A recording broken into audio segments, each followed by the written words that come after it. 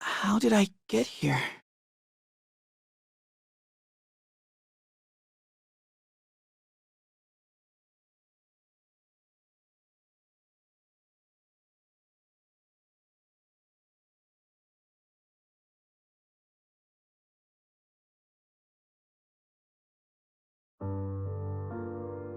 The hush of night falls over the castle. Unsteady footsteps and scraping metal echo through marble corridors. A pallid face. Unease. Exhaustion. The guards offer to help their liege as he walks, but he waves them off and leans heavier on his aged metal staff. "I'm fine," he insists. A clear lie. More than anything, the boy simply wishes to be alone. The illness which has long eaten away at his body has now begun to prey on his weakened heart. His vision wavers. He takes an unsteady step, then another, cursing heavy feet that seem unconnected to his legs. Every time he coughs, the scent of metal fills his head. Yet he continues to walk alone. He is the first prince of this nation, but that is not how people know him. The prince, kind to the point of simplicity, has long dreamed of seeing his land at peace. Yet now, even that compassion seems to have vanished from his dimming gray eyes. He finally arrives at his room. Lacking the strength to spark a lamp, he collapses in the dark. As breath leaks from his withered body, he leans against a wall and lets his thoughts spin. He thinks back on his day, on the battle. As he was responsible for the spark that set off the war, he volunteered to lead on the front lines. Racked with guilt, he sought to bring the conflict to a peaceable conclusion as quickly as possible. But the world does not turn on a child's dreams alone. War has taught him just how harsh reality can be, and just how soft he is. Though he once yearned for a world at peace, he now understands such things to be the gibbering dream of a madman. As he hangs his head in despair, he notices something on the floor. It is a folded piece of paper. Someone must have slipped it under the door. After a brief moment of fear, he reaches out to take it. It contains rows of numbers, dead and injured as a result of the most recent battle. The moment it registers, tears blur his vision. The number is so much larger than usual. All those lives, gone, vanished like smoke in the wind. He thought he understood the weight of his sins. Yet this new number causes his heart to creak anew. The deaths, the numbers, they had always been something apart from himself, something vague.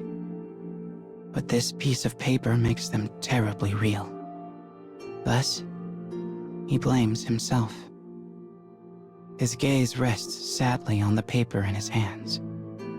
And then, a realization. Someone wrote this for him. In today's battle, his brother attempted to take the prince's life and put himself next in line for the throne. In much the same manner, someone wrote this note to amplify his guilt, to point out how his hypocrisy comes at the greatest of costs.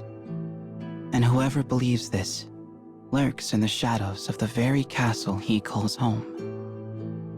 Perhaps wishing for peace is a mistake. Perhaps his life is a mistake. His naivete led only to tragedy. Every action he took and every belief he held dear has all been for naught. As he sits alone in the dark, he hears the sounds of conversation from the corridor, and soon his shoulders begin to shake with quiet, maniacal laughter. he can never return to the light again. He locks the door and drags his heavy body to his desk. He tears open the top drawer, causing his most precious possessions to clatter to the ground. Among them is a knife with a wicked edge. His clouded eyes gaze upon it. His hand hovers above it. There is no point in any of this. No point in his body, in his dreams. They are things utterly without worth. Perhaps the world would be better off without them. A cold sensation settles over him, one that makes him feel not himself. It is as if the warmth he once felt from his arm is now a thing separate from his body. Or more accurately, one could say it felt as though its warmth was flowing out of him. From some distant place, he ponders his own actions. Drops fall from his arm, causing red splotches to slowly spread across the rug below. It looks so much like what he saw that day, the dreadful sight that set the entire affair in motion. It is a memory that haunts him and will continue to do so for the rest of his days. He sits there throughout the long night, recalling the face of the girl who lost her life amidst the crimson smudges.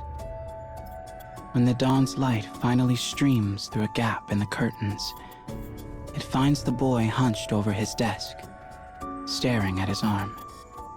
With a new day arrived, there is no choice but to carry on. But in his red and muddled blackness, the brilliance of the day feels like pain.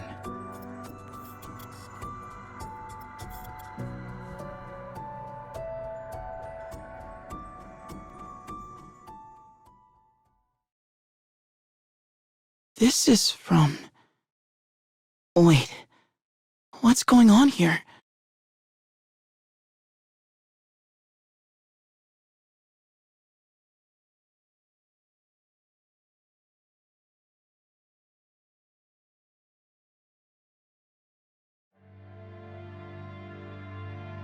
Peace is nothing more than a simple wish, a simple kindness. Yet the price for that wish had been dear, with a great many lives lost in its name. There will always be sacrifices in times of war. That is simply the way of things. The boy remembers hearing those words, and they cut straight to the core of him. Perhaps they were right, he thinks to himself. Perhaps I will never escape the horror of my sins. He spent the entire night on the floor, wrapped in his pain, as though he sought to punish himself. The brilliant morning sun pouring through the window brings no light to his heart. His body is still caked with blood and earth from the battlefield. His bleary eyes reflect white curtains dancing in the wind. He does not know why the window has been left open when he yearns only for darkness and respite. When he approaches the window, the fluttering curtains agitate his spirit. But as he grasps them, he hears the sounds of argument from outside. He cannot make out the words, but in the tone, he senses anger, as well as a deep sadness. He peeks through the curtains in search of the speakers. They are somewhere beyond the gate, out of sight. The voices rise and fall, agitated. Someone is clearly in trouble. Can he help? He forcibly clears the weight from his mind and begins moving to action. But then, he hears an impossible voice. A sound that should no longer exist in this world. You? Help? What a joke. You'll only kill them like you do every time. A creeping sensation travels down his spine. This cannot be. Oh, but it is. He cannot mistake that voice for any other. I know you hear me. Salt in a wound. There is a joy in her tone, the kind that comes from toying with another. His throat and tongue go dry. Despite the coolness of the morning, he begins to sweat. It is a symbol of his inescapable past, a shadow that pushes him further into the dark. He clenches his shaking hands and slowly turns around. When he sees her, his head falls. It is the princess from the neighboring nation, she whose death heralded the start of this war. It was supposed to be a ceremony where their two countries entered an era of peace, but she was killed under the suspicion of plotting something nefarious. The boy's own father, the king, had ordered her death. That is why she cannot be here. This is a hallucination, the boy tells himself, as he presses his hands to his eyes. Quiet footsteps echo through the silent room. Tap, tap, tap. The closer they get, the harder it is for him to breathe. The princess comes to his side and leans close to peer at his face. You've noticed, haven't you? Her small hand rests on his arm. Whenever you get involved in things, they end in unnecessary tragedy. That's why things turned out the way they did. As her quiet voice comes to a stop, she turns to look at the paper on his desk. The paper. The number of souls sacrificed in his quest for peace. Lives that should never have been lost. He cannot bear to face her. His mind is filled with images from the day of the ceremony. White fabric stained red. Light snuffed from eyes. Soldiers killed the princess on the order of their king. And the reason for that order. The boy reels. What if he had turned down her invitation? What if he had not accompanied her to the courtyard? Her death lies on him. His thoughtless actions had wrought unnecessary tragedy. Nothing she said to him was wrong. He knows it still holds true, even now. Even if he ran from the room and dashed to the person in distress, he would not be able to save them. His heedless actions bring only misfortune, twisting any shred of hope into despair. Had he understood this in earlier days, perhaps he could have saved the princess. As he continues to ask himself increasingly pointless questions, the strength in his body fades. I'm not blaming you, you know. So why carry this burden by yourself? You would have been better off if you never got involved in the first place. Sweet whispers fill his ears, ones to which the boy has no answer. Finally, he turns from her, placing a hand on the windowsill. Outside, the argument continues. But instead of helping, he pulls the window closed. He will extend no hand. He will not permit himself to suffer that pain again. He shuts the curtains, causing darkness to blanket the room once more. He lies on the bed and closes his stiff eyes as though trying to shut out the world. Once, he made a vow. As the boy who would one day ascend the throne, he vowed to create peace. It was a goal he would never turn from, no matter what. But now, for the first time in his life, he has turned his back on that dream. For the first time in his life, he has turned his back on another. And in so doing, he denies all that he was. The boy who wished for peace has become the boy whose naive ideals bring about only grave misfortune.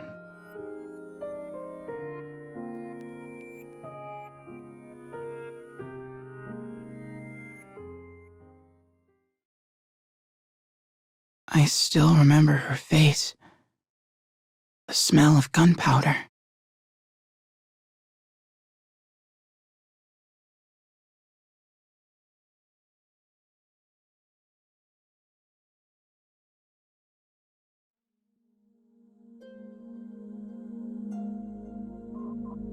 There comes a soft, timid knock at the door.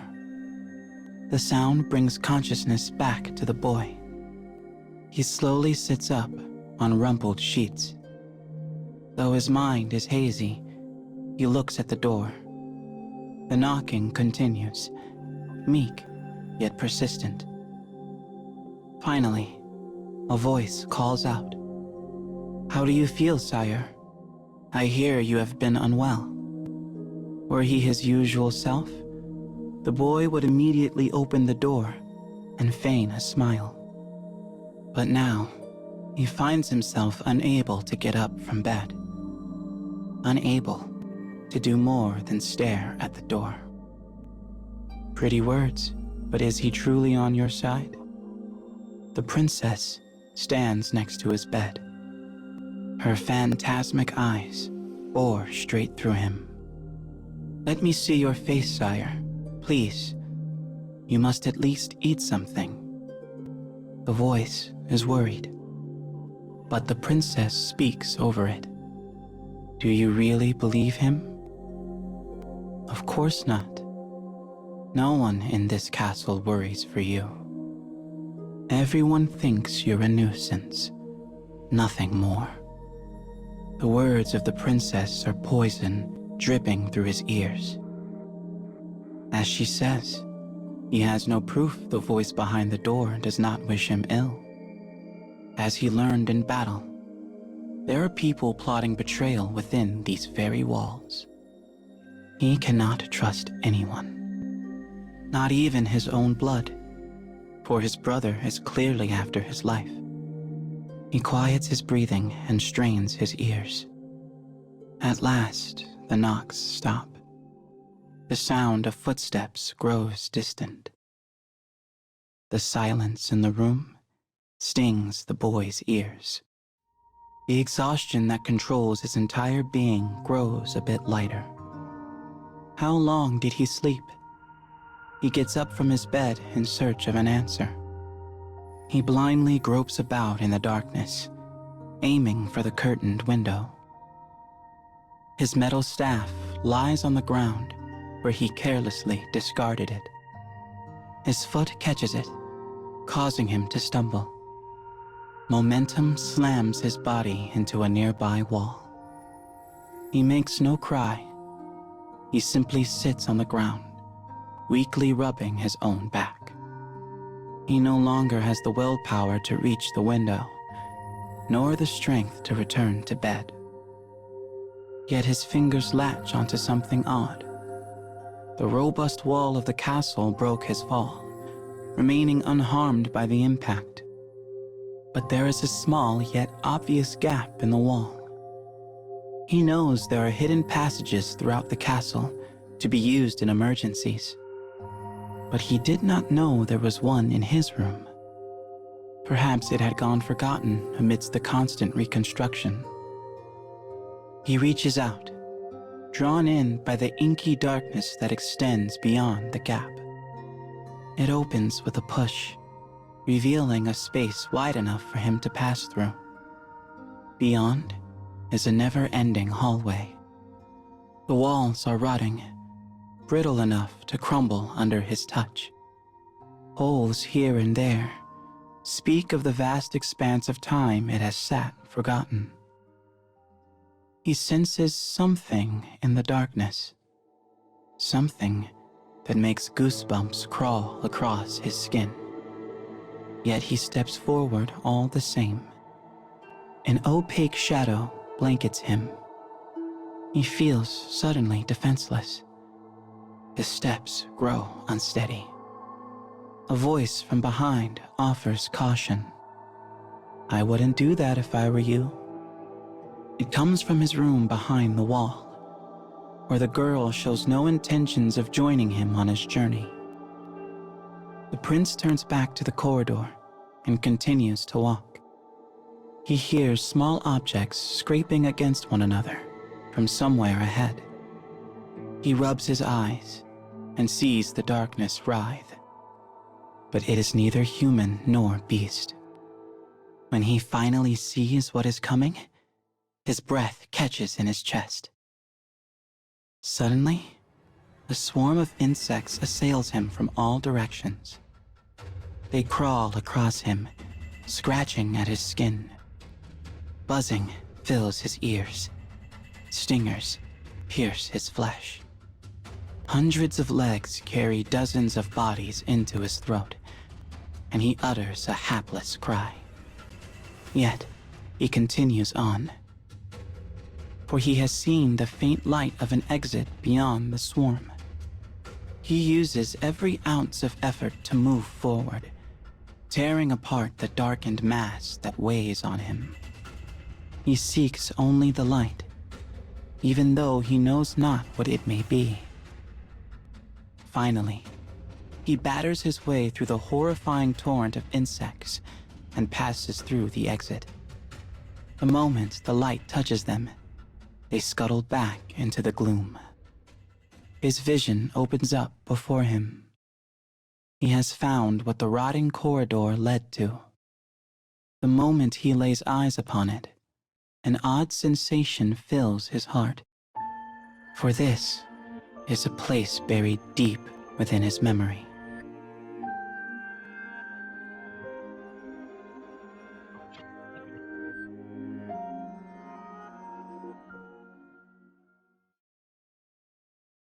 Whoever was knocking at the door,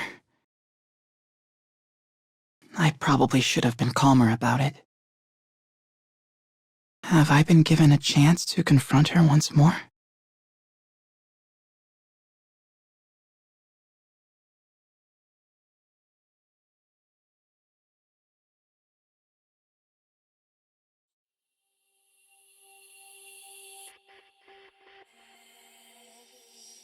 A familiar scene waits beyond the corridor of writhing insects. Moonlight floods the room through a small window near the ceiling. The furnishings are similar to the prince's own room, but they have sat here untouched and forgotten for an age, and are now covered in a thick layer of dust. Yet somehow, he knows this place. In the distant past, he once knew the moonlight pooling through that little window. He once knew how the edges of everything glittered in the lamplight. He remembers. Seeking answers, he reaches out and takes a photograph off the desk. A shaking finger lightly skims the glass, revealing a faded image of a smile long since lost. This is the Queen's bedroom, his mother's bedroom. It had been built behind his own. After her death, it was sealed up and locked away. The castle staff did not even come here to clean. Sitting atop the small desk is an empty glass, a fountain pen, and a bottle of ink that was never put away. His mother's life remains here, frozen in time. It feels as though she was present mere moments ago.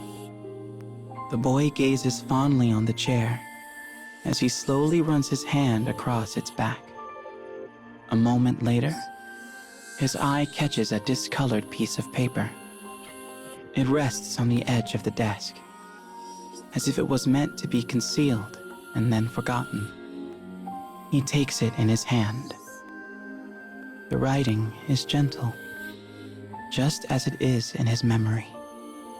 It is his mother's hand, written before she passed from illness, The letter never found its intended recipient and was lost to time along with her room.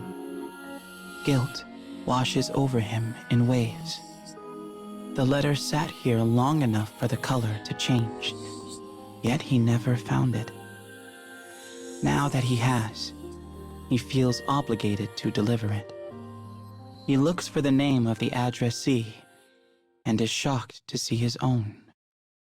The letter is an apology. His mother apologizes for shouldering him with the heavy burden of being first in line for the throne. She apologizes for passing to him a weak constitution that makes him more susceptible to illness. The more he reads, the more his joy turns to despair. The letter serves as proof of the pain he caused his mother. If only he had not found the hidden passageway. If only he had never ventured down it. His thoughtless actions have once again wrought unnecessary tragedy. The cruel words of the princess begin to ring out again in his mind. Determined to read no more, the prince moves to place the letter back on the desk. But then he notices a second page, one folded perfectly in with the first. Though he does not want more hurt, he yearns to know what else his mother said. He carefully peels the second page from the first and begins to read. But it is because I know weakness and pain that I have the strength to provide company to others. No one can avoid hardship. Many cannot bear through it and ultimately lose heart. But finding someone who understands their pain is the help they need to carry on to another tomorrow. If you ever see someone hurting, I pray you might go to them and be that understanding ear. You may even lose heart yourself. But if that ever happens, someone you have aided in their time of need will do the same for you. I gave you your name and the belief you will find blessings and hope in your path. After all, what name could inspire more hope for the future than one that means tomorrow? The boy's eyes snap open to reveal a familiar ceiling. He feels as though someone just called his name. He looks around, confused. Once again, he has collapsed on the floor of his room. A strange feeling overcomes him, and he hurriedly climbs to his feet. The spiteful image of the princess is nowhere to be seen. The knife wound on his arm is gone. Perhaps it had all been a dream. In which case, once on his feet, he goes to the spot in the wall where he found the hidden passageway. It has clearly been moved recently, but no matter how hard he pushes, the door does not open. He knows not what is dream and what is reality, but there is an invigorated feeling in his heart. He feels a breeze on his cheek. The window has been left open. He remembers now. People were arguing outside. Was that real? He is yet to forgive himself for his own mistakes, his own failures. But if he were to lose heart over that and give up on others, he would ever remain a failure. So if the arguing is real, he knows what he must do. He picks up his staff, unlocks the door, and moves boldly into the outside world. The white curtains flutter in the breeze, as though seeing him off.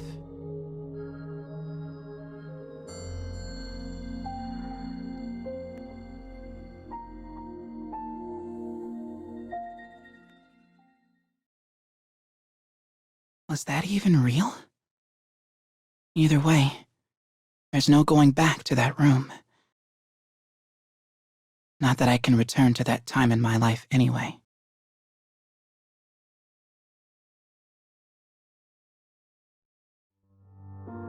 What a strange place. Why was it built? My head hurts. It feels like I've stopped breathing.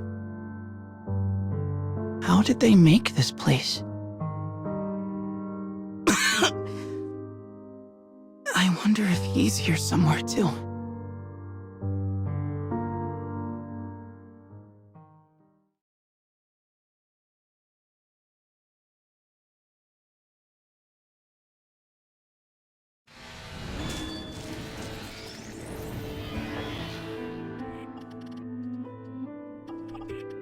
Did my life ever hold meaning?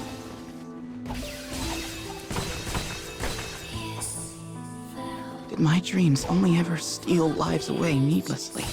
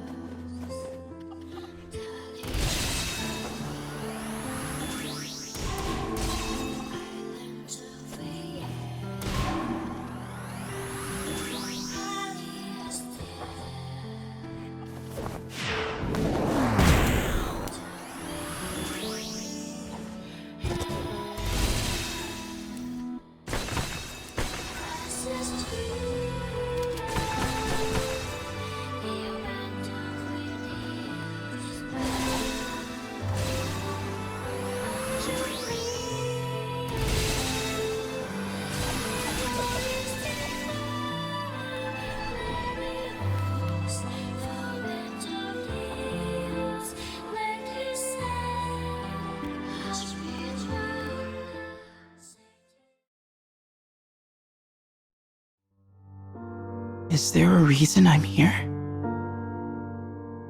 In any case, I need to keep going. I don't have much time left. Mother, No.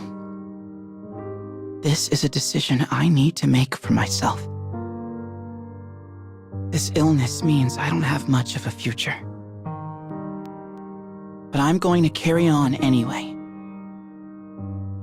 If my dream of a peaceful world ever comes true, what wonderful things would the people create? If only I could be there to see what sort of life he'll have.